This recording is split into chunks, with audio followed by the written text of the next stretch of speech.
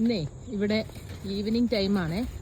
ഇതാ ഇവിടെ പിള്ളേരിപ്പോൾ സൈക്കിൾ ഓടിക്കാൻ ഇറങ്ങിയിരിക്കുകയാണ്. നല്ല അടിപൊളി വെതറാണിപ്പം. ഇതാ ഒരാൾ തിരിച്ചു വരുന്നുണ്ട്. ഇനിയിപ്പം സ്കൂൾ തുറക്കാൻ ഇനി 2 ദിവസം കൂടെ ഉള്ളൂ. മാളു അപ്പു ബൈക്ക് റൈഡ് ചെയ്ത് കഴിഞ്ഞോ? ബൈക്ക് റൈഡ് ചെയ്യാൻ പോവാ. എന്നാ സ്കൂൾ ഓപ്പൺ ചെയ്യുന്നേ? 2 days. അയ്യോ, റെഡി ആയോ സ്കൂളിൽ പോകാൻ? അങ്ങനെ ലോങ് വെക്കേഷൻ കഴിഞ്ഞ് സ്കൂളിൽ പോവാ അല്ലേ?